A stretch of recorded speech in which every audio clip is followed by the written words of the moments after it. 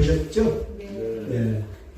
꼭 이렇게 식사 후에 다음 시간 들어가려고 그러면 졸음도 오고 또 지루할 수도 있고 그러니까 우리 양손 깍지를 한번 껴시고 머리 위로 손을 얹으시고 좌우측으로 돌리세요. 한 번씩 또 한 번 더 이쪽으로 또 왼쪽으로.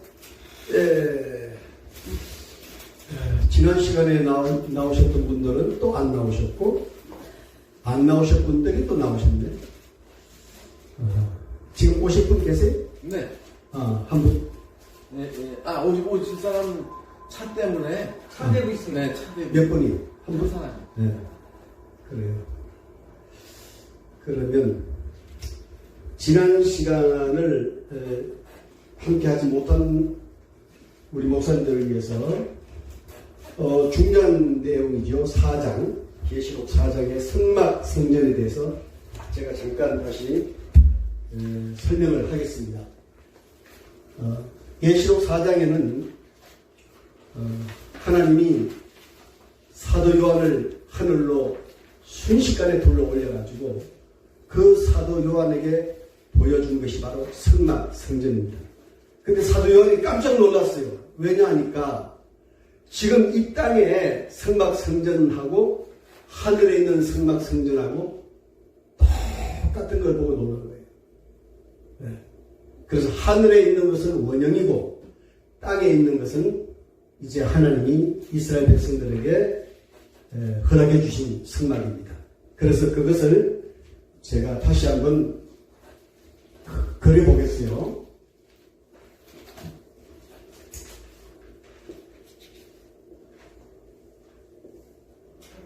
자, 성막이 있으면 성소와 지성소로 구분이 되어 있죠.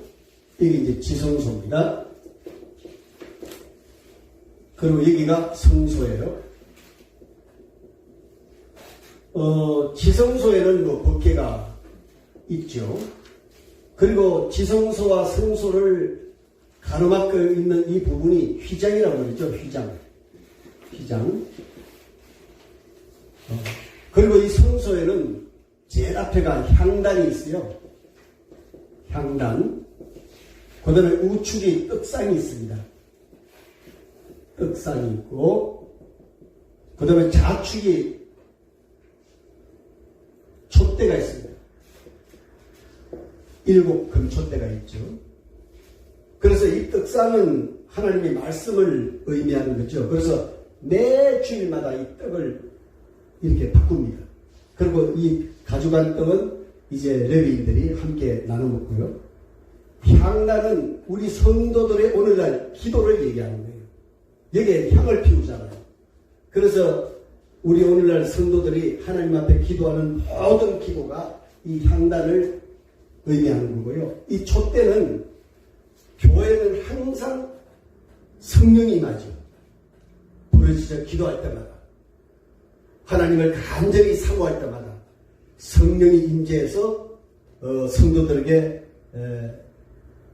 역사해서 그들을 통해서 하나님의 일을 감당하게 하죠. 그래서 말씀과 성령과 기도가 이 성소에 있고 지성소에는 법궤가 있죠. 법궤가 있습니다. 이 휘장은 바로 우리가 섬기는 예수 그리스도를 의미하는 겁니다. 그래서 이 앞에가 물두멍이 있고 그 앞에가 번제단이 있죠. 번제단이 있습니다. 그러면 양이나 염소를 잡아서 각을 떠서 이 번제단에다가 태우잖아요. 그 전에 피를 양푼에다가 받아가지고 이 번제단에도 뿌리고 가지고 들어가서 이 휘장에도 뿌립니다. 그리고 1년에 한 번 대제사장이 지성소에 들어가서 이 법궤 위에다가 피를 뿌려요. 네. 이렇게 해서 제사를 드리게 되는 거죠. 자, 그러면 이스라엘 백성들이 애굽에서 나와서 시내산에서 이 성소 성막을 받아요. 그러면 이 성소 성막을 중심으로 해서 이스라엘 백성들이 이제 움직일 때마다 그 대열이 있어요. 대열이. 여기에는 유다 지파, 이사갈 지파, 스불론 지파, 이 3개 이 지파들이 제일 진행하는 쪽, 여기는 이사갈 지파,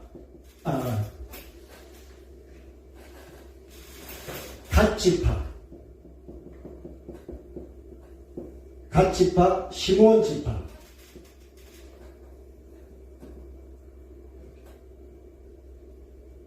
에브론 지파,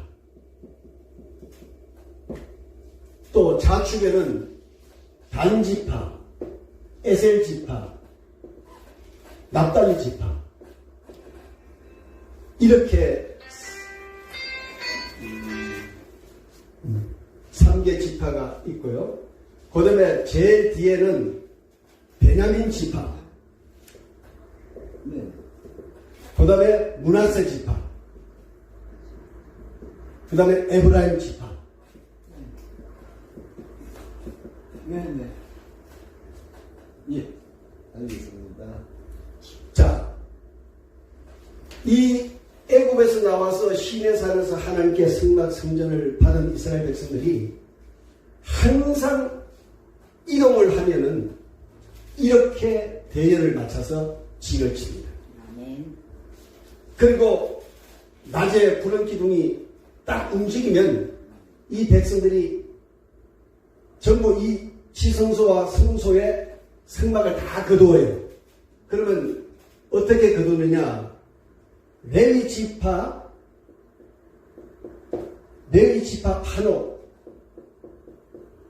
이 판옥이라고 하는 것은 이 성막을 칠 때 위에 그 대들보하고 기둥하고 받침대를 전부 이 레위 지파 이 판옥 팀들이 전부 거두어요.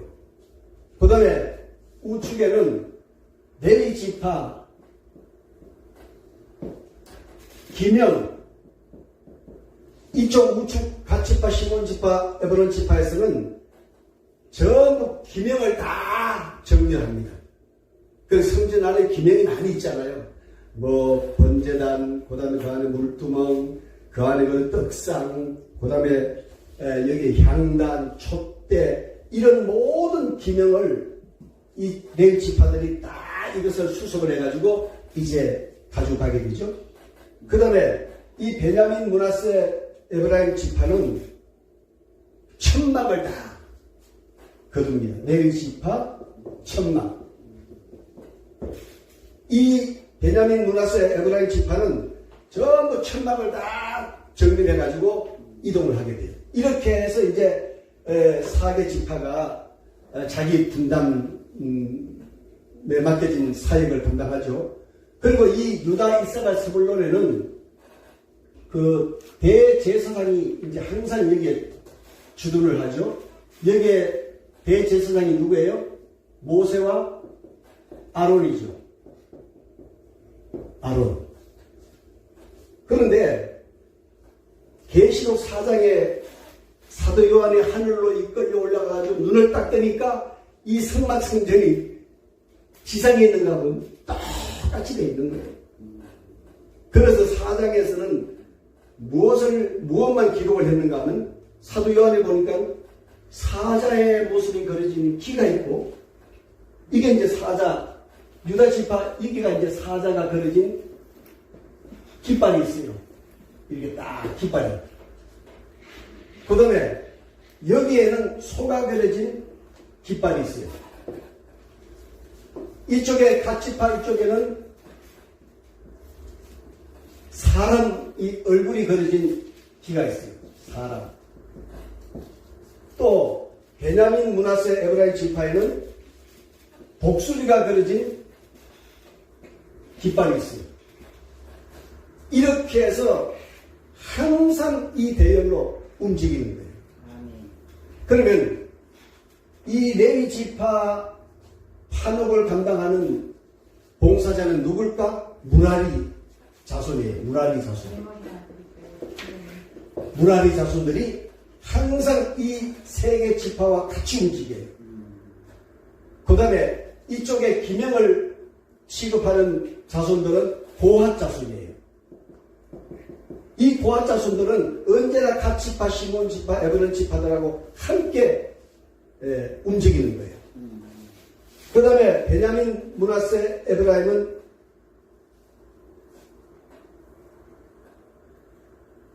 게르손 지파예요. 게르손 지파. 이렇게 해서 하늘 성소에 사도 요한이 가서 보니까 땅에 있는 성막 성소하고 똑같이 그렇게 있는 것을 보고 사도 요한이 깜짝 놀란 거죠. 그래서 이 성막 성소를 지을 때 우리가 레위기 보면은 하나님이 모세에게 직접 다 지시해요. 인간의 생각, 인간의 방법, 인간적인 것은 하나도 이 성막 성소 짓는데 들어가지 않아요. 심지어 실 하나 꼬는 것도 어들로 몇 번을 꼬고 색깔은 어떤 걸로 하고 하나도 인간의 방법이 안 들어가요. 이 성막 성소가. 하늘에 있는 원형을 그대로 모세에게 다 일일이 말씀하셔가지고 기록하기 위해서 그대로 다 지어준 거예요. 이게 하늘 성소에 있는 성막이 땅에 있는 성막하고 똑같은 겁니다. 그래서 이 지성소가 뭐예요? 이 성막 성소가 뭡니까? 이스라엘 백성들이 이렇게 진군을 하다가 불기둥이 밤에 불기둥이 딱 멈췄어. 그러면 거기다가 이걸 다시 설치를 해야 돼요. 자기의 주어진 그 사명대로 설치를 하면은 하나님이 이 지성소 법궤 안에 임재하시죠.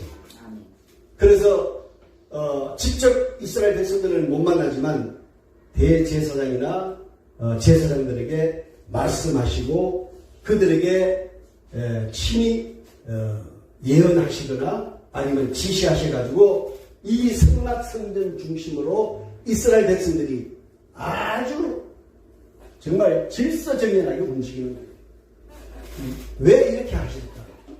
만약에 그 300만 명이라고 하는 그 히브리 민족이 광야에 나왔는데 먹을 것도 없죠. 마실 물도 넉넉하지 않죠. 생활할 것도 불편하죠. 그런데 만약에 이러한 하나님 중심으로 하나님이 딱 성막 성전을 만들어 놓지 아니하면 언제든지 그냥 그 300만 명 인원이 다 흩어져버려요. 그러면 하나님의 뜻이 안 이루어지잖아요. 그래서 하나님께서 모세하고 아론에게 이 성막 성전을 지어가지고 이 12개 지파를 딱 3개 지파씩 나누어서 그 성막 성전을 봉사하고 그 성막 성전을 중심으로 그들이 가나안 땅까지 이게 인도되는 거예요. 그러니까 그 어려운 광야에서도 일사불란하게 움직이는 거예요. 놀라운 거죠. 우리 가정도 마찬가지예요. 가정에 아버지가 없거나 어머니가 없으면 그 가족들이 일사불란하게 행복을 누릴 수가 없잖아요. 질서가 깨지잖아요. 그래서 어머니 아버지가 있는 그 아이들은 항상 그 아이들이 어머니 아버지의 사랑을 받고 또 인도를 받아서 그 가정이 항상 편안하고 행복하잖아요. 근데 부모가 없는 가정의 아이들 보세요. 다 이탈해가지고 이 사회, 우리 이 국가에 큰 부담이 되는 거예요. 나가서 막 사람을 폭력하고 또 물건을 훔치고 또 술을 먹고 막 나쁜 짓 하고. 그래서 가정이나 국가나 모든 단체는 무언가 거기에 중심이 있어야 돼요. 대한민국이라고 하는 이 거대한 5천만 명이 움직이는데 여러분 헌법이 없으면 되겠어요? 무질서에 버리고 마는 거죠. 제가 1966년도에 서울을 올라왔는데 그때 서울 올라와서 내가 서울을 본 것이 지금도 머리에 생생합니다. 무법천지였어. 서울이 힘 있는 사람이 주먹 쓴 사람이 그냥 멀건 대낮에도 그냥 사람들을 두들겨 패고 물건 빼앗고 돈 빼앗고 66년도 그랬어요. 자유당 시대 때. 그래서 어쩔 수 없이 군정이 나와가지고 나라를 질서를 잡은 거 아닙니까?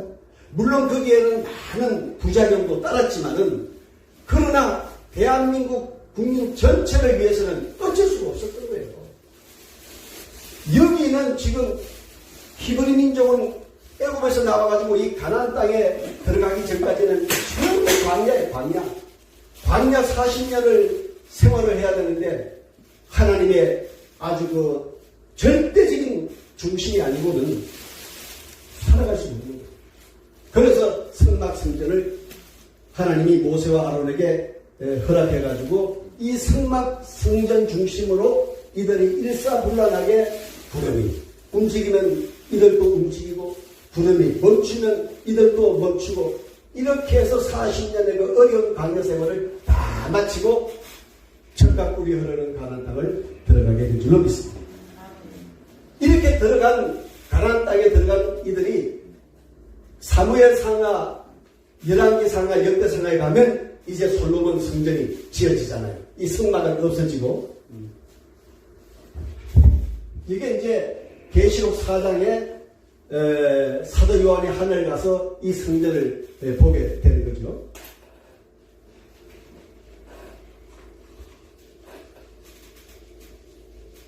자, 우리 그러면 계시록 5장을 우리 펴봅시다.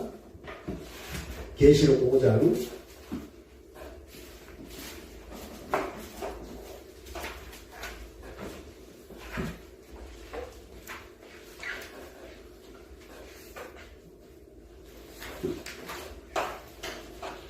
계시록 5장을 다 펴겠습니다.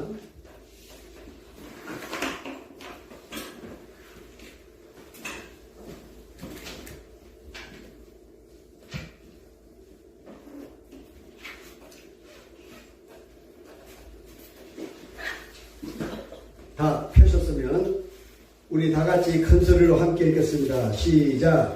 내가 봄에 보좌에 앉으신 이의 오른손에 두루마리가 있으니 안팎으로 썩고 일곱 인으로 봉하였더라. 또 봄에 힘있는 천사가 큰 음성으로 외치기를 누가 그 두루마리를 펴며 그 인을 빼기에 합당하냐 하나 하늘 위에나 땅 위에나 땅 아래에 능히 그 두루마리를 펴거나 보거나 할 자가 없더라. 그 두루마리를 펴거나 보거나 하기에 합당한 자가 보이지 아니하기로 내가 크게 울었더니 장로 중에 한 사람이 내게 말하되 울지 말라. 유대 지파의 사자 다윗의 뿌리가 이었으니 그 두루마리와 그 일곱인을 떼시리라 하더라. 내가 또 보니 보좌와 내 생물과 장로들 사이에 한 어린 양이 서 있는데 일찍이 죽임을 당한 것 같더라. 그에게 일곱 뿔과 일곱 눈이 있으니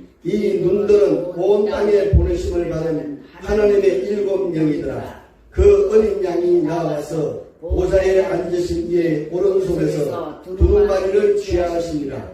그 두루마리를 취하시되 내 생물과 24장로들이 그 어린 양 앞에 엎드려 각각 검은고와 향이 가득한 금 대접을 가졌으니 이 향은 성도의 기도되리라. 그들이 새 노래를 불러 이르되 두루마리를 가지시고 그 인봉을 떼기에 합당하시도다. 일찍이 죽임을 당하사 각 족속과 방언과 백성과 나라 가운데에서 사람들을 피로 사서 하나님께 드리시고 그들로 우리 하나님 앞에서 나라와 제사장들을 삼으셨으니 그들이 땅에서 왕노릇 하리로다 하더라. 내가 또 보고 들으매 보좌와 생물들과 장로들을 둘러선 많은 천사의 음성이 있으니 그 수가 만만이요 천천이라. 큰 음성으로 이르되 죽임을 당하신 어린 양은 능력과 부와 지혜와 힘과 존귀와 영광과 찬송을 받으시기에 합당하도다 하더라. 내가 또 들으니 하늘 위에나 땅 위에와 땅 아래와 바다 위에와 또 그 가운데 모든 피조물이 이르되 보좌에 앉으신 이와 어린 양에게 찬송과 존귀와 영광과 권능을 세세토록 돌릴지어다 하니 내 생물이 이르되 아멘하고 장로들은 엎드려 경배하더라. 아멘. 야. 자, 4장에는 이제 사도 요한을 하나님이 하늘로 데리고 올라가서 그 하늘나라의 성소성막을 다 보여주시고, 그리고 사도 요한에게 큰 위로가 되게 하셨어요. 왜냐하면 사도 요한이 지금 밤모섬에 유배되어 있어요. 감금되어 있어요. 그 밤모섬은 돌로 된 섬인데, 그 로마가 흉악범들을 전부 밤모섬에다 갖다 불러놓고 거기서 강제 노동을 시켰거든요. 그런데 이 사도 요한도 그 가운데 지금 강제 노역을 하고 있는 거예요. 그러니 이 사도 요한이 나이가 많은데 얼마나 힘들겠어요. 지금 이 사명을 감당해야 되는데, 그러니까 하나님께서 그 사도 요한의 형편과 처지를 아시고 사도 요한에게 순식간에 하늘로 이끌어 간 거예요. 그래서 그 하늘 성소를 다 구경하고, 그게 보니까 막 어린 양과 그다음에 24 장로들과 그리고 선악 천사들이 하나님을 향하여 찬송하는 그 광경에 사도 요한이 그냥 힘을 얻은 거죠. 그리고 다시 이 밤모섬에 내려와서 이제 사도 요한이 계시록을 다 받아서 기록을 하고 그 사명을 감당하게 되는 겁니다. 그래서 이제 5장에 보니까 사도 요한이 이제 작은 두루마리 책을 받아요. 받아가지고 사도 요한이 그것을 보려고 딱 보니까 오늘 본문에 뭐라고 그랬어요? 인봉이 딱 돼 있는 거예요. 그 인봉이 돼 있으니까 뗄 수가 없어요. 오늘 성경은 뭐라고 말씀하고 있어요? 하늘에나 땅에나 땅 아래나 누구도 이 인봉을 뗄 자가 없다고 그랬어요. 여러분, 이 인봉을 누가 했어요? 하나님이 인봉을 하신 거예요. 하나님이 닫아놨어요. 그렇죠. 그러면 또 인봉을 누가 떼야 돼요? 또 하나님이 떼야 돼요. 네. 그래서 이 사도 요한이 그 책을 받고 그 내용을 알 수가 없으니까 사도 요한이 다급한 나머지 막 통곡을 했더라고. 오늘 성경은 기록을 하고 있어요.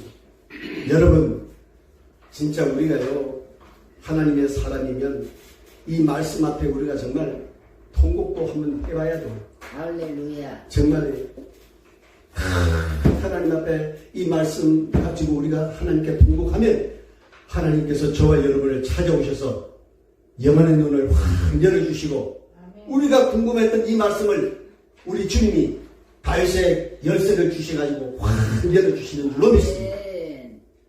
말씀 앞에 우리가 통곡을 때로는 해야 된다는 거예요. 아멘, 아멘.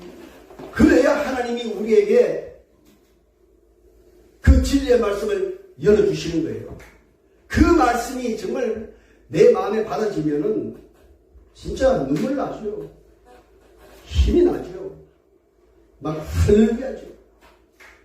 그래서 오늘 사도 요한이 막 통곡을 하는 거예요. 자, 7인을 쳤더라. 인이 다 떼 있으니까 사도 요한을 볼 수가 없어. 그래서 통곡을 하고 있으니까 24 장로 중에 한 장로님이 오셔가지고 사도 요한에게 말을 건넵니다. 사도 요한, 왜 오십니까? 무엇 당신이 오십니까? 하고 막 장로가 와서 위로를 해요. 그랬더니 사도 요한이, 이거 보시오. 지금 이 두루마리를 내게 주시긴 했는데 이 여기에 인봉이 되어 있어서 내가 이거를 볼 수가 없습니다. 하고 또다시 막 막 통곡을 하는 거예요. 이 노인네가.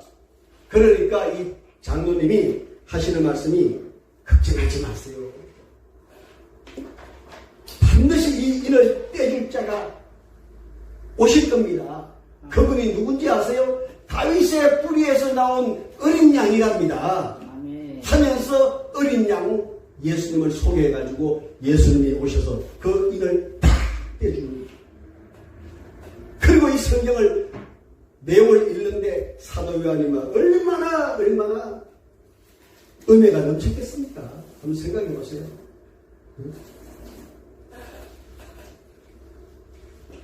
자, 그래서 우리가 이 인이라고 하는 것은 하나님이 인을 치시면 하늘에나 땅에나 땅 아래나 누구든지 인을 뗄 수 없다고 했잖아요. 그런데 우리가 이런 거 있어요. 법원에서 나와가지고 10달러를 우리 교회 여기 와가지고 여기 텔레비에다 딱 붙였어. 그러면 이걸 뭐라고 그러죠? 집사님, 이거 붙인 거? 압류 딱지. 이게 이제 인을 친 거예요. 법원에서 인을 친 거란 말이에요. 그러면 법원에서 허락하지 않는 이상은 누구도 이걸 뗄 수가 없어. 떼면 바로 그냥 법에 의해서 붙들려 가야 돼. 이게 바로 인이죠. 대한민국에 있는 법원이 법적인 결판을 내려가지고 여기 와서 텔레비는 이제 킬 수가 없습니다. 누구도 이걸 가져갈 수가 없습니다 하고 딱지를 딱 붙이면 아무리 내가 주인이라도 이걸 못 떼요. 텔레비를 못 켜요. 이게 바로 인이에요. 또 장로님 저거 한번 보내보신 일이 있으신가? 내용 증명. 네. 네. 야, 경험이 있으시네. 네. 내용 증명은 보통 기본이 몇 장을 하죠? 하실게요. 3개나 하죠. 내가 하나 가지게 되고 상대방이 하나 가지게 되고 하나는 우체국에서 보관을 했죠. 근데 우체국에 보관을 했는데 도지사가 와서 그거 나한테 좀 주시오. 줄까요? 못 줄까요? 못 주죠. 그럼 언제 이게 필요하죠? 법원에서 그 내용을 법원으로 가져오시오. 제출하시오 하면 그때 제출하는 거예요. 바로 집달리 또 아니면 이 내용 증명 이런 것들이 하나의 오늘 계시록 5장에 기록되어 있는 인봉한 거나 유사한 거예요. 또 우리가 이 건물을 매매할 때 보통 세 통을 쓰죠. 하나는 파는 사람, 하나는 사는 사람, 하나는 중개한 사람.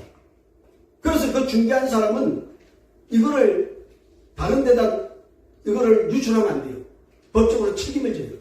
그러니까 이 중개사는 이것을 꼭 보관했다가 나중에 당사자끼리 법정에 무슨 재판이 벌어졌을 때 그때 이것을 제출하는 겁니다. 이와 같이 오늘 이 계시록 5장에 기록된 이 인봉은 우리가 비유를 해서 말씀을 드렸으니까 이해가 쉽게 되죠? 바로 하나님이 이 두루마리 책을 인봉을 딱 해놨어. 그러고 나서 뭐라고 말씀해요? 하늘에 있는 것이나 땅에 있는 것이나 그 아래 있는 어떤 누구도 인봉을 뗄 수 없다. 오직 인봉을 하신 하나님 외에는 인봉을 할 수가 없다. 그렇게 말씀을 하고 있는 거죠. 자, 그러면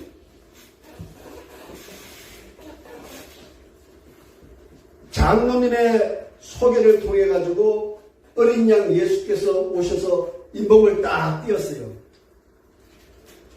그리고 사도 요한이 그 내용을 보면서 무시무시하게 은혜를 받는 거예요. 놀라운 은혜를 받는 거예요. 그리고 나니까 입에서 찬양이 절로 나오는 거예요. 첫째, 장로들이 찬양을 해요. 장로들이 찬양을 합니다. 둘째, 천사들이 찬양을 해요. 셋째, 만물이 찬양을 해요. 오늘 5장에 이게 기록되어 있잖아요. 장로들이 그냥 합심으로 하나님을 찬양하는데 그 찬양이야말로 정말 진짜 정말 찬양 중에 찬양. 마음을 다하고 뜻을 다하고 힘을 다하고 이 찬양이야말로 정말 하나님 앞에 사는 찬양 아닙니까 지금? 하나님 앞에 사는 찬양이에요. 그러니 그 찬양이 얼마나 사명을 다해서 찬양하는 것이에요. 자, 우리가 이 땅에 믿음으로 생활하다가 때가 돼서 죽음이 왔어. 그러면 우리가 하나님께 가요. 가면 하나님 앞에 가지고 가는 것은 이 세상에 아무것도 없어요. 권력도, 부귀, 영화도, 물질도, 좋은 것, 금은, 보화 아무것도 못 가져가요. 가져가는 게 딱 하나 있어요. 뭐게? 찬양이에요. 찬양은 하늘나라에 유일하게 가서 부를 수 있는 것이 찬양밖에 없어요. 그러니까 우리가 이 땅에서 하는 이 찬양은 인간을 위해서 부르는 찬양이 아니야. 하나님을 향해서 부르는 것이 찬양입니다. 세상 유행가는 사람을 위해서 부르는 거지만 우리가 이 부르는 찬양은 하나님을 위해서 부르는 거예요. 그러니까 우리가 이 땅에 아무리 뭐 부귀영화 누리고 뭐 권세를 누리고 많은 금은 보화를 가지고 있다가 죽는다 할지라도 하늘나라에 가져올 것은 이 찬양밖에 없어. 그러니 이 한 시간 여러분들 앞서서 찬양한 것이 얼마나 보람되고 얼마나 놀라운 일인지 모릅니다. 그러므로 우리는 이 땅에서 하나님께 찬양하는 일에 힘쓰기를 축원합니다. 정말 찬양을 게으르해서는 안 돼요. 저는 이제 은퇴하고 우리 가족들이 주일날 집에서 4명이 들이지만은 예배 전에 40분 매주마다 40분씩 찬양. 인간적으로 그 가족들 3명 앉혀놓고 내가 찬양 인도를 40분 하려고 그러면 인간적으로 참 힘듭니다. 어? 대단하시네요. 그래도 내가 하나님께 작정하고 이미 하나님께 찬양을 드리기로 내 마음에 작정을 했기 때문에 한 주간도 빠짐없이 반드시 40분 시간 딱 보고 40분 찬양을 하고 예배를 시작하는 거예요. 그런데 처음에는 우리 집사람하고 아이들이 처음에는 굉장히 막 불편해하더라고요. 40분을 찬양을 하니까 아니 뭐 아버지가 뭐 그렇게 찬양도 잘 부르지도 못하는 분이 말이지 막 고래고래 찬양을 부르니까 처음에 막 귀에 거슬렸나 봐. 그러더니 막 몸을 비틀고 막 그래요. 한 달, 2달, 6개월, 1년이 넘어가니까 이제는요 가족들이 찬양을 더 즐겁게 불러요. 할렐루야. 이게 찬양의 은혜를 이제 아는 거예요. 왜 아버지 목사가 찬양을 저렇게 불러대는가? 목 놓아 저렇게 불러대는가? 이걸 아이들이 이제 알아는 거예요. 그 진심을 알아는 거예요.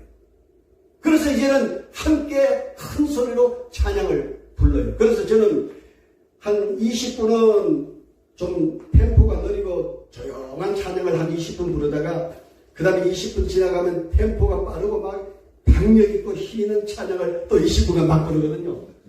우리 동네 그 서울에서 이제 그 전원주택을 지어가지고 주말 이렇게 오시는 분들이 대부분인데 막 주일날은 우리 집에서 막 찬양이 막 울려 퍼지니까 나가면 이웃집에서 다 인사를 해요. 아유 목사님이세요?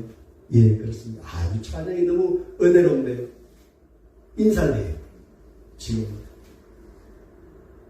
그래서 이 찬양은 내가 즐거우라고 하는 게 아니에요. 앞에 있는 상대방이 즐거우라고 하는 게 아니에요. 하나님께 드리는 거예요. 이 찬양은 100% 하나님이 받으시는 거예요. 그래서 보세요. 이사야에 보면은 하나님이 천사를 지었을 때 그 중에 루시퍼 천사장을 지었잖아요. 그 루시퍼 천사와 천사장과 천사들은 1년 360을 하나님께 찬양하는 천사들이에요. 그런데 이 루시퍼가 타락해가지고 아니 나도 좀 영광을 받아야 되겠어. 그리고 하나님께 대적했다가 몇 쫓김을 받았잖아요. 그래서 이 찬양은 정말 하나님께 하는 것이기 때문에 여러분이 힘을 다하고 마음을 다하고 뜻을 다해서 하나님께 찬양할 수 있기를 축원합니다. 그리고 이 천사들이 찬양을 해요. 이 루시퍼는 천사들 3분의 1을 데리고 쫓겨내려와서 지금 이 세상에 어둠의 세력이 되어 있지만은 아직도 이 3분의 2의 천사들이 지금도 끊임없이 하나님께 찬양하는 겁니다. 아멘. 천사들이 찬양한다고. 그 다음에 만물이 찬양한다고 오늘 5장에서 말씀을 하고 있죠. 보세요. 만물이 정말 찬양할까요? 합니다. 과일나무는 아름다운 과일을 맺어서 하나님을 찬양하고 갖가지 꽃들은 아름다운 꽃을 피워서 하나님을 찬양하고 저 숲들은 여러분 보면은 막 사정없이 뿌리에서 생기를 뿜어 올려가지고 숲을 푸르게 여러분 숲을 만들어서 하나님을 찬양하지 않습니까? 네. 온 만물이 하나님을 찬양한다고 성경은 그렇게 기록을 하고 있습니다. 우리가 볼 때는 무심코 지나가는 것 같지만 우리가 이것을 말씀에 의해서 상세히 들여다보면 이 꽃을 피워서 아름다움을 가지고 하나님을 찬양하는 거예요. 동시에 사람에게도 기쁨을 주잖아요. 그러니까 우리는 하나님을 찬양하는 일에 힘쓰기를 주의 이름으로 부탁을 드립니다. 자, 이렇게 해서 5장이 이제 끝이 났고요. 자, 6장 들어가기 전에 소아시아 7교회를 다시 한번 제가 여기다 기록을 합니다. 에베소 이걸 기록을 해야 돼요. 안 그러면 6장부터 또 우리가 답을 얻을 수 없기 때문에 서머나, 버가모, 두아디라, 삿대, 빌라델비아, 라오디게아. 자, 7교회가 소아시아 있죠. 여기에 연도를 꼭 같이 따라가야 된다고 그랬죠. 주후 34년에서 100년 에베소 교회가, 서머나 교회가 313년, 또 버가모 교회가 313년에서 538년, 또 두아디라 교회가 538년에서 1517년, 그 다음에 삿대교회가 1517년에서 1798년, 그 다음에 빌라델비아가 1844년, 그리고 라오디게 교회는 종말 시대입니다. 자, 그리고 에베소 교회는 초기 교회 개척 시대입니다. 개척 시대. 이 서머나 교회는 박해 시대예요. 박해 시대. 그 다음에 버가모 교회는 세속화 시대예요. 그 다음에 두아디라 교회는 종교 암흑 시대. 가만히 있어. 종교 암흑 시대. 그 다음에 삿대교회는 종교 개혁 시대. 또 빌라델비아 교회는 재림 운동 시대.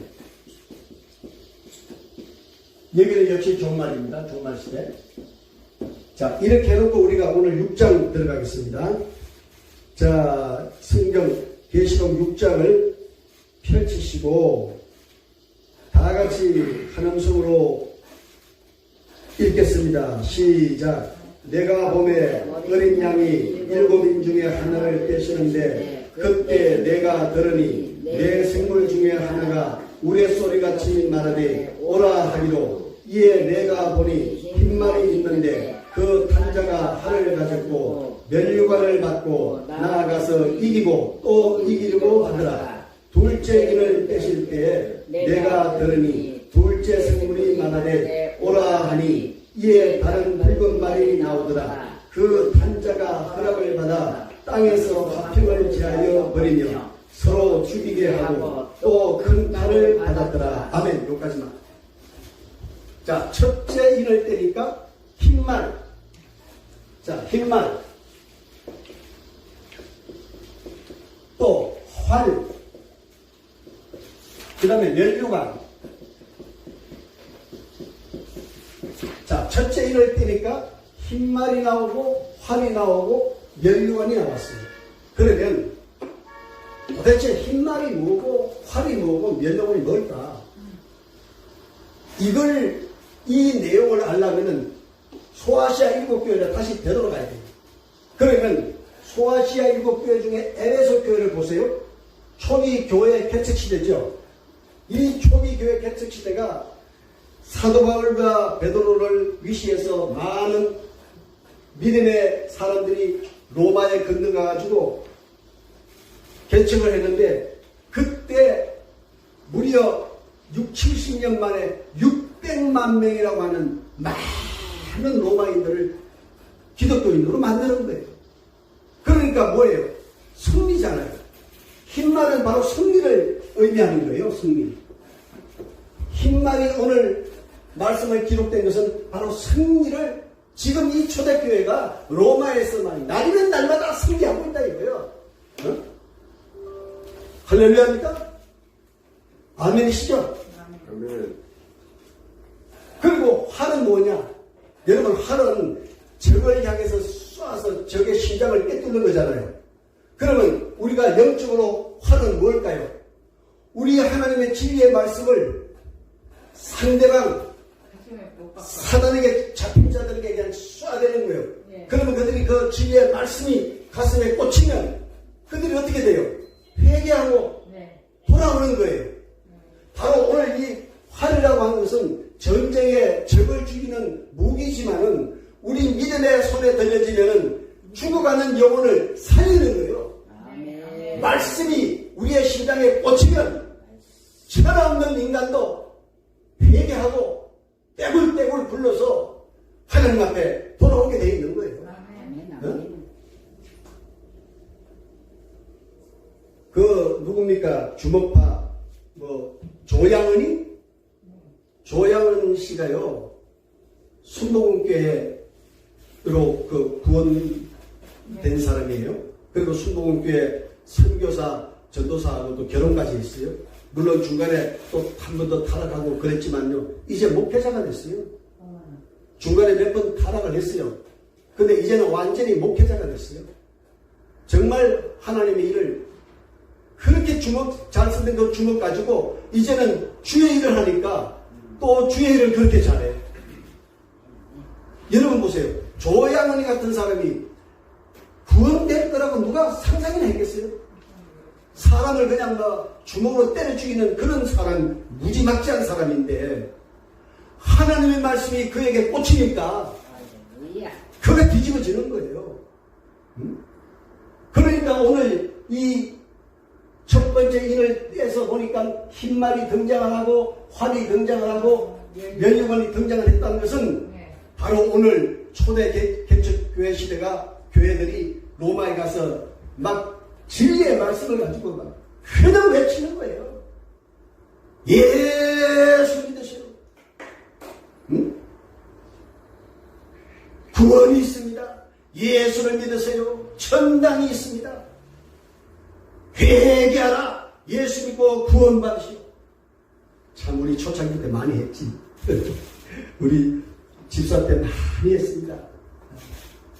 저는 벌써 집사 때 형무소에 가서 말씀도 많이 전거했고 또 다니면서 전도도 많이 했어요. 그래서 조영희 목사님한테 전도상을 3년 내리 3년도 받은 경험이 있습니다. 우리 부부가 다. 그래서 이 전도도요 때가 있어요. 전도할 때를 놓치면 평생 못합니다. 성령이 내게 오셔서 전도해라, 내 마음에 감동을 줄 때 해야지 그 때를 지나버리면 전도 못한다니까요. 네. 그 때가 있는 거예요. 기도할 때도 기도 많이 해야 돼요. 기도할 때를 잃어버리면요, 놓쳐버리면 기도 많이 못해요.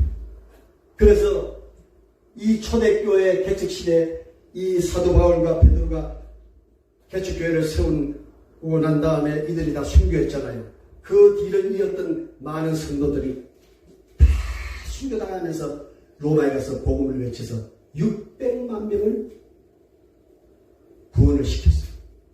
그러니까 계시록에 주님께서 사도 요한에게 야, 첫째 인을 떼어봐라. 여기에 흰말이 나올 것이고 활이 등장할 것이고 면류관이 등장한다. 지금 신나는 얘기 아닙니까? 흰말은 승리, 활은 진리의 말씀을 던져가지고 많은 사람이 죽게 도망온 거예요. 면류관은 뭐예요? 여러분, 이 면류관은 상급이에요. 아멘. 이 초대교회 이 성도들이 이렇게 상급을 받았다. 어? 그걸 지금 성경이 말씀하고 있는 거예요. 아멘. 얼마나 주님께서 우리의 형편과 처지를 눈이 없어도 귀가 없어도 입이 없으셔도 이 세상을 다 지금 보고 계시다는 걸 성경은 지금 말씀하고 있잖아요. 두 번째 인을 떼니까 오늘 성경이 뭐라고 말씀하고 있어요? 붉은 말. 여기는 또 붉은 말이 등장을 하죠. 그리고 큰 칼이 등장을 해요. 그리고 화평을 제하더라 그랬습니다. 화평을 제하더라. 자, 보세요.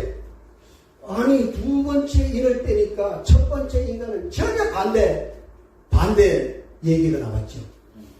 그러면 이 두 번째 인은 어디를 봐야 돼요? 박해 시대 서문학교를 보시면 돼. 서문학교의 시대는 박해 시대예요. 박해 시대.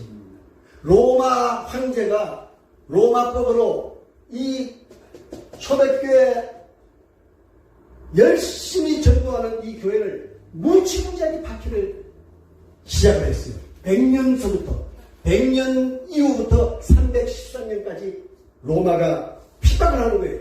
그 핍박을 하는 그 정도가 바로 붉은 말이 등장을 하는 거예요. 왜? 로마 군인들이 말을 타고 다니면서 예수 믿고 복음 전하는 우리 주의 종들과 성도들을 사정없이 죽이잖아요. 그러니까 그 피가 튀어가지고 말이 그냥 붉은색으로 다 그냥 덮어 썼다는 거예요. 그리고 실제적으로 우리가 역사를 보면은 박해 시대 때 로마가 많은 사람을 죽이잖아요. 얼마나 많이 죽입니까? 그래서 피가 낭자하여 말이 그냥 피로 물들었다는 것을 지금 얘기하는 거예요. 얼마나 주님이 이 가슴 아픈 말씀을 하신 거예요. 그리고 큰 칼은 보나마나 이 칼이라고 하는 것은 적군의 소리를 들려주면 상대방을 다 죽이잖아요. 또 강도에게 들려지면 사람을 죽이잖아요. 그런데 이 칼이라는 것은 평화적으로 좋은 사람에게 들려지면은 자기 가족이나 자기 사회나 자기 조국을 평안을 지키는 좋은 무기가 되잖아요. 그러니까 강도에게 들려지만 살인을 하지만은 요리사에게 들려지면 좋은 음식이 만들어지잖아요. 그래서 오늘 여기에 이 큰 칼은 무자비하게 우리 기독교인들을 죽이는 이 무슨 무기가 이 큰 칼이에요. 로마 군인들에게 들려져 있는 이 큰 칼. 그리고 화평을 제했다? 무슨 얘기입니까? 그들이 가는 곳마다 평화가 없어. 예수 믿는 사람들이 다 그냥 지하로 숨어들고 화평이 없는 거예요.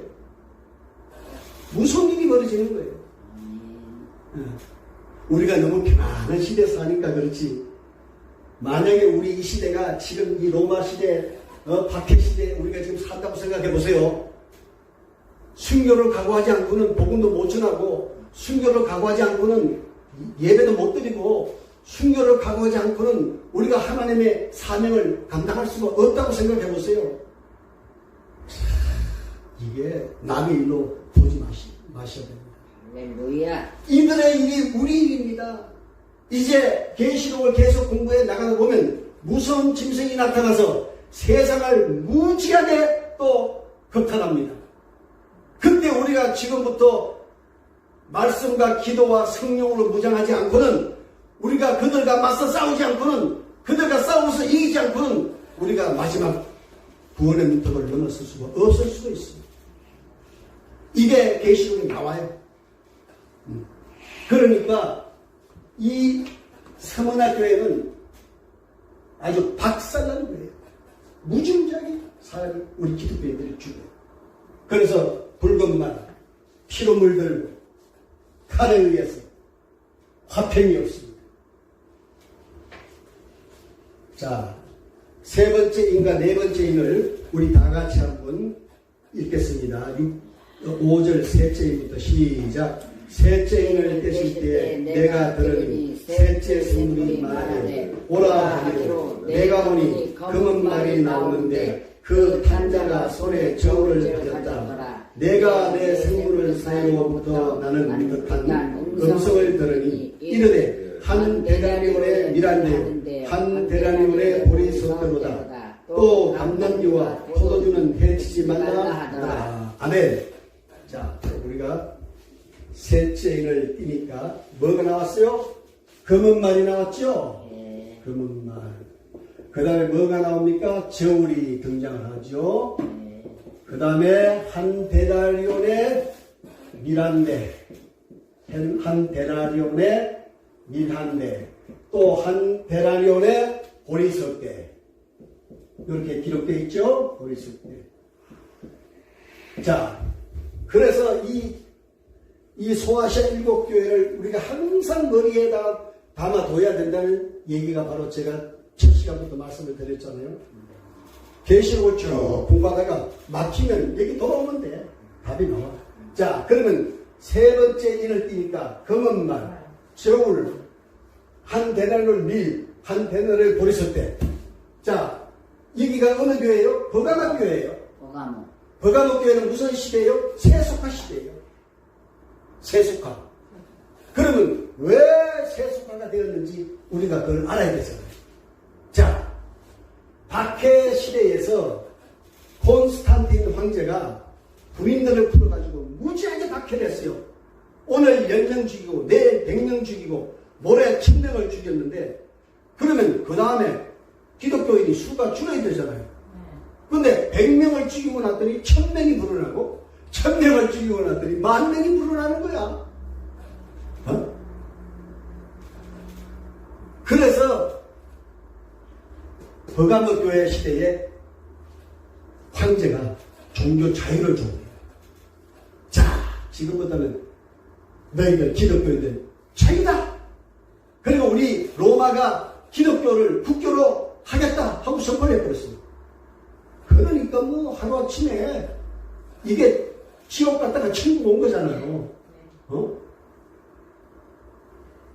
로마 그 외곽시대의 그 땅굴 그 이름이 뭐라고 그랬죠? 칸타투. 땅굴 이름?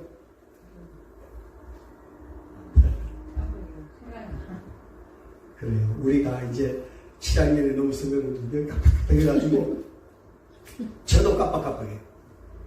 참 이게 벌써 이렇게 일찍 오르라고 생각도 안 했는데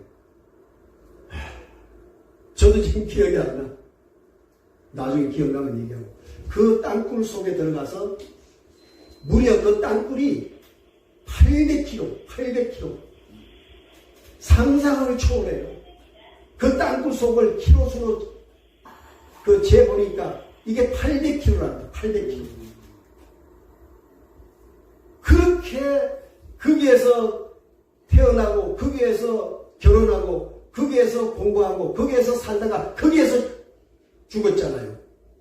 그런 우리 기독교인들을 이제 이 538년에 콘스탄틴 황제가 종교 자유다 하고 선포하는 거예요.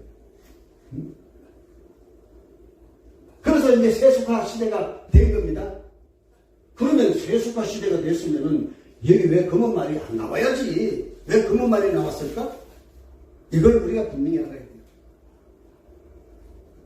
세속화, 종교 자유를 주는 대신에 이 콘스탄틴 황제가 기독교에다가 막 권력도 주고 기독교에다가 막 돈도 재정도 막 팡팡 밀어줬어요. 그러니까 많은 기독교인들 중에는 타락을 하기 시작해요. 타락을 했구나. 돈이 많고 권력이 주어지고 그러니까 하나님을 바라보던 기독교회들이 이제 콘스탄틴 황제를 바라보고 권력을 더 주십시오. 재정을 더 주십시오. 이렇게 변색해버리고 말하는 거예요. 물론 다 그렇다는 거 아닙니다. 세속화가 올수록 더 믿음으로 굳게 선 교회들이 많지만은 다수의 기독교회가 세속화 시대에 타락을 하게 됐다는 거예요. 하나님을 바라보는 교회와 주의 성도들과 주의 종들이 황제를 바라보고 그에게 무릎을 꿇고 권력을 더 높은 걸 주세요. 더 많은 재정을 주세요. 이렇게 되니까 세속화 시대가 되는 거예요. 타락이 오게 된 거예요. 그 타락한 기독교회를 보신 주님께서 지금 말씀을 하셨습니다. 금은말을 말씀하셨고 저울을 말씀하셨고 한 데나리온의 미란데 보리숫대를 말씀하십니다. 그럼 금은말은 뭐를 의미하냐? 어두움을 얘기하잖아요. 금다는 것은 어둠을 얘기하잖아요. 지금 암흑의 시대가 세속화 시대가 와가지고 지금 영적으로 어두워진 거예요. 이 저울은요, 법원에 가면 어딥니까? 그 로드에 쫙 위에 보면 이 저울을 딱 달아놨죠. 네. 이 저울은 뭐를 의미하죠? 공의와 그렇죠. 정의와 공의와 정의를 말하고 또 상업적으로는 물건을 달아서 장사하는 경제에 필요한 또 도구가 되겠죠. 네. 그런데 오늘 이 버가목교의 세속화 시대에 이 금은말이라고 하는 것은 기독교회 중에서도 타락한 교회를 지금 지칭해서 금은말을 말씀하십니다. 이제 영적으로 죽었다 이 말이에요. 사망했다 이 말이에요. 타락했으니까. 뭐 그렇잖아요. 우리가 아마 여러분 다 뭐 연세가 다 있으시고 목회도 오래 하셨고 또 연세가 있었으니까 신앙생활 오래 하셨잖아요. 저도 마찬가지고 다 인간은요 살아가다 보면 이런 위기가 다옵니다. 한 번씩. 주여. 누구에게나 예외가 없어요. 아멘. 천하 뭐 조영희 목사님 아니라 뭐 할아버지라도 인간은 누구에게나 다 이런 문제가 옵니다. 조영희 목사님 얘기 하나 할까요? 여의도에다가 건축을 하다가 돈이 모자라가지고 뼈대만 세워놓고 3년을 비를 맞췄어요. 농물이 쭉 흘러내렸어요. 희망이 안 보였어요. 그래서 조영희 목사님이 어떻게 하신지 알아요? 그 아파트 꼭대기 옥상에 올라가가지고 뛰어내려서 자살하려고 했어요. 인간은 누구나 다 이런 위기가 온다는 거예요. 천하에 대한민국의 이 조영희 목사는 세계에서도 가장 유명한 목사님 중에 한 분 아니겠어요? 그러므로 인간은 누구나 위기가 올 수 있다. 아멘. 뭐 외부에서 강압적으로 오던 위기든 내적으로 오던 위기든 다 인간은 누구나 다 위기가 오게 돼 있어요. 그럴 때 우리가 해야 될 일이 뭐예요? 더욱더 우리는 주를 바라보고 주님 앞에 엎드리고 주님께 의지하는. 그래서 이 세속화 시대에요 많은 기독교회가 타락을 했습니다. 영적으로 죽었어요. 그리고 하나님이 이 저울을 가지고 딱 달아보신 거예요. 영적인 값어치가 얼마나 있나 하고 주님이 그 교회, 타락한 교회를 딱 달아보니까 어떤 교회는 마이너스 100, 어떤 교회는 마이너스 50, 어떤 교회는 마이너스 500. 이게 난리 났잖아요. 주님이 저울로 딱 달아보니까. 그러면 이건 뭐 사망이죠. 이거 사망이에요. 그래서 이 저울을 말씀하신 거예요. 또 한 데나리온의 미란데 보리숫대라고 한 것은 그 당시 이 시대에 한 데나리온은요 건장한 남자들이 하루 일해서 얻는 일당이에요. 요즘 말하면 뭐 우리 요즘 집사님 요즘 우리 남자들 어디 노동 하루 하면 얼마 받아요? 10만 원. 남자는 15만 원 받아요. 15만 원 받죠. 네, 외국인들은 10만 원 안 받지만 네. 한 10만 원 받아요. 네. 한국 사람들이 우리 시동생이 그렇게 18만 원까지 받았대요. 예. 그러니까. 이 한 데나리온이 그 시대의 하루 일당입니다. 노동자의 하루 일당. 그런데 하루 일당을 받아가지고 밀 한 대밖에 못 산다는 거예요. 보리는 석 대밖에 못 산다는 거예요. 원래는 원칙은 한 데나리온 가지고 밀을 15대 사야 되고요. 보리는 25대를 산답니다. 제가 이걸 그 맥스웰 그 연구가 그 책을 제가 들여다보니까 그 시대에 이 한 대량을 가지고 정상적이라면은 미리 15대를 사고 정상적이라면 보리를 25대를 산대요. 그런데 지금 성경은 뭐라고 말씀하고 있어요? 한 대량을 가지고 밀 한 대밖에 못 사고 보리 10대밖에 못 산다는 거예요. 이건 뭐를 말합니까? 지금 영적으로 바닥이라는 거예요. 바닥에 폐유돼. 완전히 지금 영적으로 지금 바닥이야.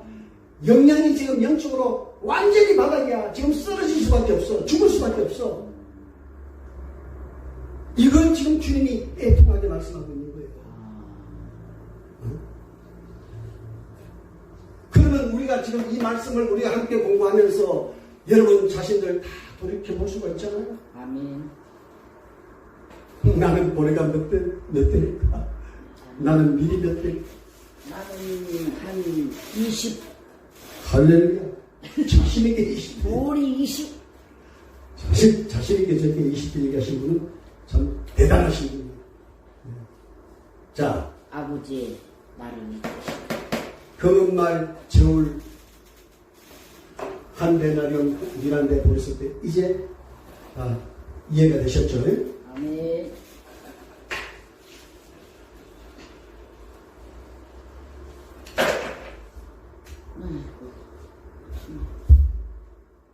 그 다음에 네 번째 부하드리아 교회는 뭐라고 말씀하시는가 하면 청황생말이 나타나요. 청황생말.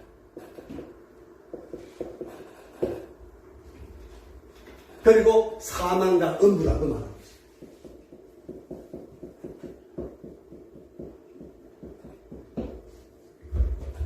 어떻게 우리 주님께서 현장에 와서 뭐 답속도 안 했는데 이렇게 속속들이 잘 알고 계실까?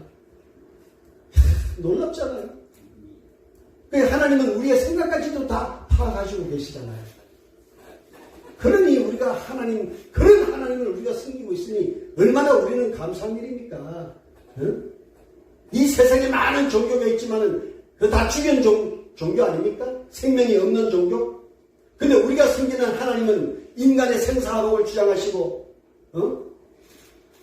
인간에게 복을 주시고, 복을 거두시고, 영원한 천국을 예비하시고, 오늘 저와 여러분을 지금도 그분께서 우리를 그 길로 인도하고 계시는 이 하나님을 우리가 섬기고 있다는 것이 얼마나 우리에게 큰 축복이 은혜입니까? 할렐루야. 아멘. 이런 하나님을 우리가 섬기고 있는데 저와 여러분이 정말 감사하고 날마다 하나님 앞에 찬양할 수 있기를 바랍니다. 자, 부하드리아 교회는 청황생활이 또 떠오르는 것 같습니다. 그러면 부하드리아 교회 시대가 여기 보세요. 여기 보시면 뭐라고요? 종교 암흑 시대예요. 종교 암흑 시대. 그러면 종교 암흑 시대라고 하는 것은 뭐를 의미하는 거죠?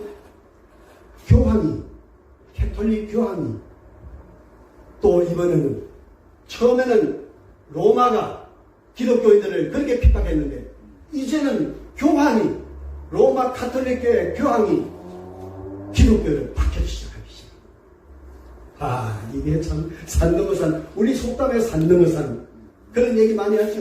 정말 산 넘어 산이죠. 교황이 종교 암흑 시대를 만들어냈어. 자, 여기 잘 보세요. 구약에서 이게 이제 율법이죠. 신약으로 넘어오면 유대교로 변모하죠. 유대교. 이제 주님 오시고 난 다음에는 제사가 없어졌으니까 유대교로 탄생을 해요.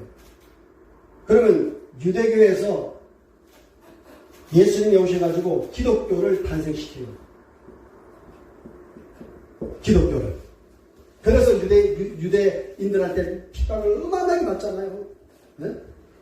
기독교가 탄생을 해가지고 그 기독교, 주님이 세우신 기독교가 지금까지 오는 거예요. 그런데 538년에 기독교에서 뭐가 나오는가 하면 캐톨릭이 나와요. 캐톨릭이 나와가지고 교황이 딱 등장을 하는 거예요. 아니 지가 기독교에서 은혜 받고 하나님께 축복을 받았으면은 캐톨릭을 만들었으면 기독교식으로 잘 하나님을 섬겨야지. 캐톨릭을 만들어가지고 내가 하나님이야. 기독교인들 너희들은 지금부터 나를 섬겨? 아멘을 안 하니까 강제로 기독교인들을 박해하기 시작하는 거예요. 이게 바로 종교 암흑 시대입니다. 그리고 이 330년 전에 성 어거스틴이 이 캐톨릭 교회를 최초로 발족시킨 사람이에요. 그리고 밑그림을 잘 그려놓고 성 어거스틴이 세상을 떠나고 난 다음에 538년에 드디어 캐톨릭이 세상에 선포를 하고 거기에 첫 교황이 나온 거예요. 이 교황이 나오자마자 기독교를 박해하기 시작한 거예요. 아니 지가 기독교에서 은혜 받고 지가 거기서 축복받았으면은 오히려 기독교회를 물질로 도와서 더 하나님 일을 하게 해야지. 지가 하나님이라고 우겨대면서 기독교를 박해하냐고. 그거 얘기하는 거예요. 지금 청황색 말. 여러분 청황색이라고 하는 것은 여름에 우리가 길을 가다가 큰 돌을 이렇게 덜쳐내면 그 돌 밑에 아주 그 예약한 그 풀 한 포기가 너릿너릿해서 있는 거 봤죠? 이게 청황색이거든요. 금방 지금 숨이 끊어지던 말듯한 그런 것을 청황색이라고 그러는 거예요. 지금 이 종교 암흑 시대 우리 기독교회가 지금 불이 꺼져가고 있는 거예요. 이 교황 때문에. 핍박을 너무 많이 받았어요. 그래서 주님께서 사망이요 엄부라고 그렇게 말씀하십니다. 거기에다가 그 시대에 내가 이 맥스웰 그 역사책을 읽어보니까 설상가상으로 유럽에 흑사병이 발병해가지고 오늘 말하는 코로나 흑사병이 발병해가지고 유럽의 인구 4분의 1이 죽어요. 이 흑사병으로.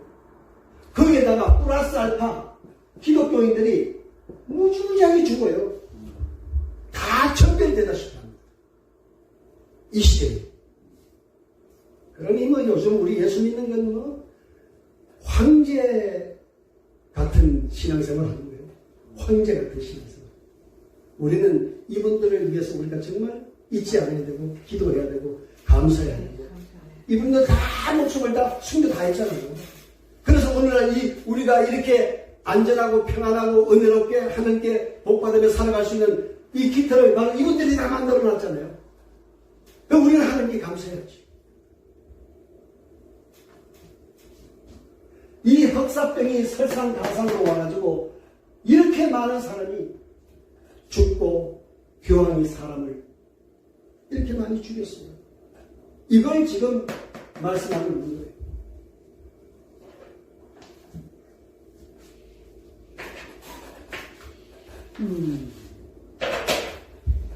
자, 다섯째 인물이 다 같이 다섯째, 여섯째까지 시작. 다섯째 인을 떼실 때에 내가 보니 하나님의 말씀과 그들이 가진 정으로 말미암아 죽임을 당한 영혼들이 제단 아래에 있어 큰 소리로 불러 이르되 거룩하고 참되신 대주제여 땅에 거하는 자들을 심판하여 우리 피를 갚아주지 아니하시기를 어느 때까지 하시려 하나이까 하니 각각 그들에게 흰 두루마기를 주시며 이르시되 아직 잠시 동안 쉬되 그들의 동무 종들과 형제들도 자기처럼 죽임을 당하며 그 수가 차기까지 하라 하시더라. 내가 보니 여섯째 인을 떼실 때에 큰 지진이 나며 해가 검은 털로 짠 산곡같이 검어지고 달은 온통 피같이 되며 하늘의 별들이 무화과 나무가 대풍에 흔들려 선익은 열매가 떨어지는 것 같이 땅에 떨어지며 하늘은 두루마리를 말리는 것 같이 떠나가고 각 산과 섬이 제자리에서 옮기짐에 땅의 임금들과 왕족들과 장군들과 부자들과 강한 자들과 모든 종과 자유인이 굴과 산들의 바위 습근에 숨어 산들과 바위에게 말하되 우리 위에 떨어져 보좌에 앉으신 이의 얼굴에서와 그 어린 양의 진노에서 우리를 가리라. 그들의 진노의 큰 날이 이르렀으니 누가 능히 서리요 하더라. 아멘. 아멘.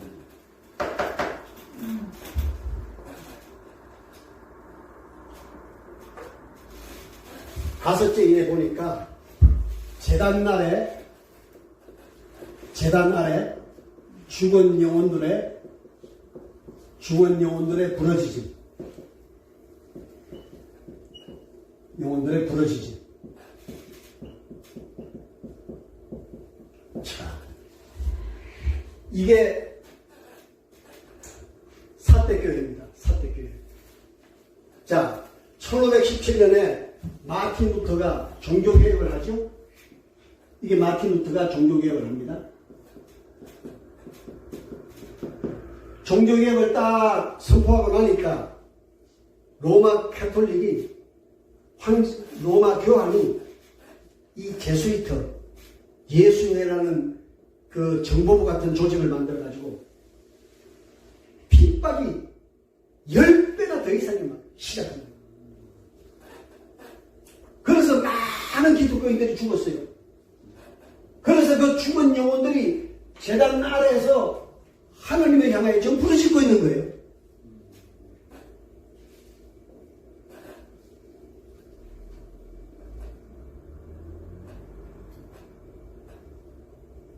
제가 그 맥스웰 역사서를 제가 읽어보니까 538년에서 1798년까지 1260년 동안 기독교인들이 얼마나 죽었는가 하고 보니까 1억 명이 죽었어요. 기독교인들이 1억 명을 죽였어. 로마 카톨릭 교황이 기독교인들이 1억 명이 죽은 거예요. 이거 정말 감이 옵니까? 무시무시한 거 아닙니까? 그 다 죽고 불과 얼마 남지 않은 그 남은 자들을 하나님이 지금의 미국 땅에 보내가지고 그들을 통해서 온 세상에 다시 기독교회를 일으킨 거예요. 할렐루야. 아멘. 그래서 이 사택교회는 너무 교황이 지금 핍박이 심하니까 많은 기독교인들이 죽었는데 그들의 죽은 원혼이 지금 하늘을 향하여 지금 부르짖어 기도하고 있는 거예요. 왜 저들을 그냥 둡니까? 하나님,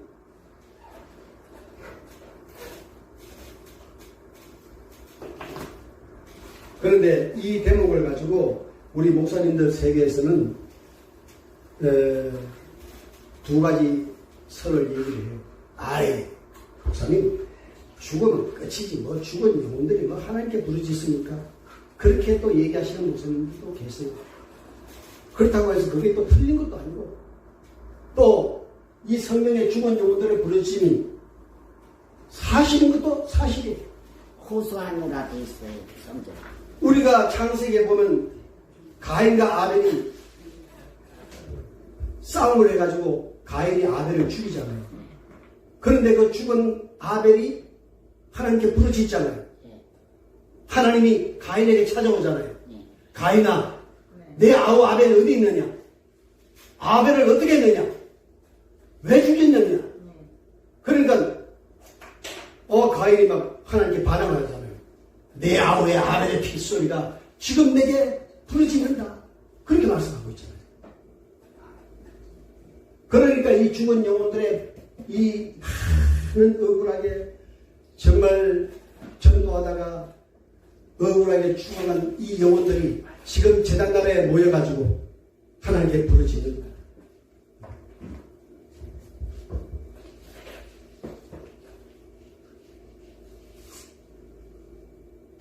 그 다음에 빌라델비아 교회.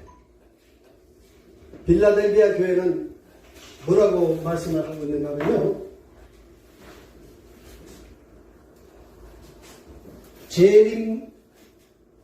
주님께서 재림하시는 증거를 보여줍니다. 재림의 증거. 그러면 이게 뭔가 하면 1755년도에요. 1755년도에 포르투갈 1755년도에 포르투갈 리스본에서 대지진이 일어납니다. 그래서 6만 명이 죽어요. 한 번 딱 흔들었는데 6만 명이 떼죽음을 당했습니다. 그리고 1780년에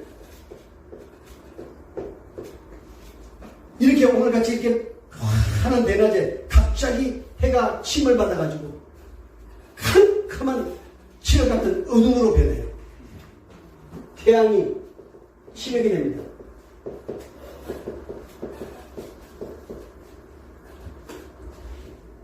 아니 생각해보세요. 이렇게 환한 대낮에 갑자기 태양이 침을 받아서 거문같이 깜깜해지니까 막 덜에 나가 있던 염소, 양들, 뭐 소들이 그냥 음메하면서 막 자기 우리로 막 찾아 들어오고 갑자기 그렇게 되니까 길거리에는 이 불을 밝히지 않고는 사람이 다닐 수가 없고 이게요 1박 2일 동안 그랬답니다. 1박 2일 동안. 이것도 맥스웰 그 역사가 기록한 그 책을 보니까 이렇게 기록이 되어 있습니다. 그리고 이 지진이 났는데요.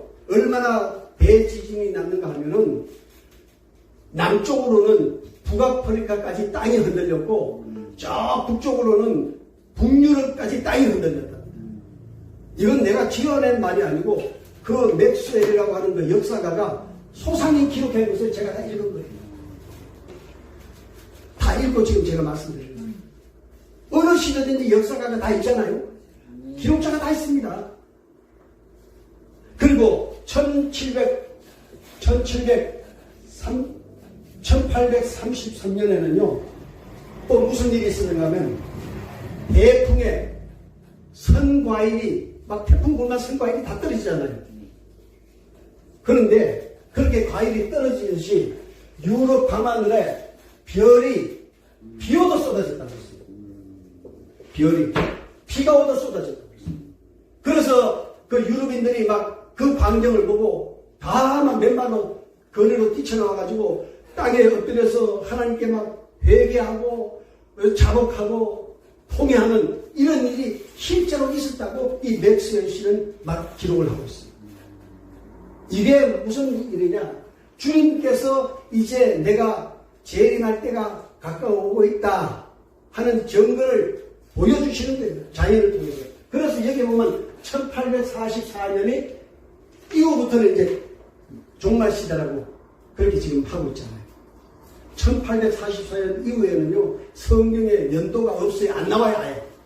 마지막 연도가 1844년으로 하나님이 다니엘에게 그까지만 연도를 딱 말씀하시고 그 이후로는 연도를 기록을 안 해놨어요. 그건 무슨 의미예요? 종말시대다 이거예요. 이제 종말이 온다. 그러니 그 종말이 언제 될는지 우리는 알지 못하지만은 준비하라는 거예요. 예비하라는 거예요. 우리 지금 종말시대 살고 있습니다.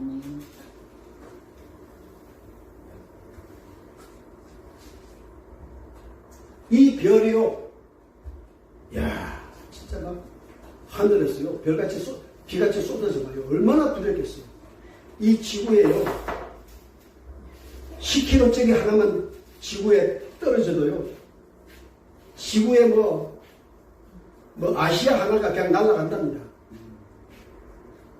그런데 그 무수한 별이 막 비오도 쏟아졌는데 다행히도 지구에는 안 떨어지고 하나님이 보아서 아직 이 증거만 보여주시는 거지 아직 때는 아니거든요.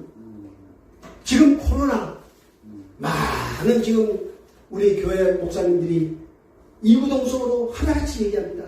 지금 이게 주님의 재림의 때를 지금 보여주고 있다. 이 코로나 얼마나 무서운 일입니까? 지금 얘기해요. 제 친구 목사님이 코로나 걸렸어요. 한꺼번에 3명이 함께 걸렸어요. 목사님 3분이. 그런데 내 친구 목사님은 나보다 1살 위에요. 지금 올해 74시에요. 3사람이 함께 걸렸는데 50대, 60대는 보는 만에 다 세상을 떠났고 74살 먹은 이 친구 목사님은 살았어요. 살아서 우리 집에 찾아와서 나한테 얘기하는데 병원의 의사가 마지막 퇴근하면서 자기 부인에게 사모님에게 이렇게 말을 하고 갔답니다. 장례 준비를 하셔야 됩니다. 그런 것 같아요. 근데 이 양반도 이제 돌아가시게 생겼어. 그런데 밤 12시가 넘었는데 갑자기 그 병실 안에 막 태양빛보다 더 밝은 빛이 쫙 그 얼굴에 비치면서 알 수 없는 손이 내려와가지고 그 목사님 머리에다 손을 딱 얹었다가 사라진 거예요. 아멘. 지혜해 주셨네. 그러고 나서 몸이 막 차도가 오기 시작하는데 할렐루야. 새벽 3시, 4시 사이에 몸이 막 갑자기 막 그냥 건강이 막 그냥 오는 것 같더래. 그래가지고 뻘떡 일어나 봤더니 몸이 이상이 없더라는 거예요. 그래서 야 주님이 나를 살려줬구나. 그래서 지금 다니면서 그 간증하고 계세요. 아멘. 자기보다 10년 이상 이하 젊은 사람들, 목사님들 둘은 다 죽었는데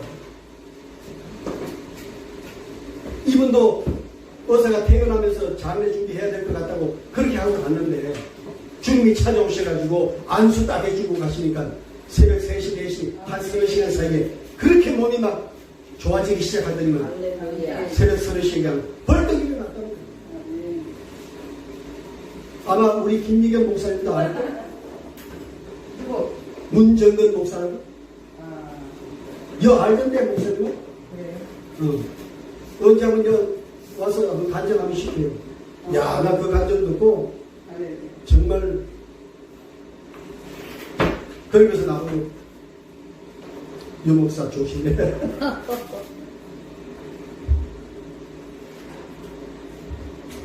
자, 이렇게 해서 빌라델비아 교회는요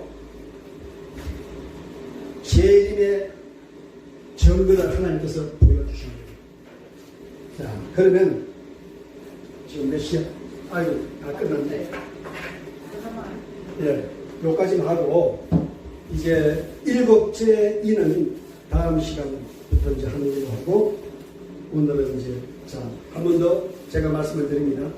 이 소아시아 7교회 연도와 시대적 배경을 반드시 머릿속에 넣어주시면 요한계시록을 헤쳐나가는데 탄탄한 대로가 될 것입니다. 이건 외우세요. 저는 뭐 계시록 전체를 다 지금 그냥 통째로 그냥 다 외워버렸거든. 그냥 외워버렸어요. 요 정도는 외우셔야 돼요. 아멘. 목사님 건의사항이 있어요. 예, 예. 예, 저희들이 약간 열세번 사람 있고 아는 사람 있잖아요. 예. 이렇게 목사님 프린트를 하나 해갖고 집에 아. 목사를 해다가 해주시면 어떨까요? 아니, 제가 책을 오늘도 몇 권 가져왔어.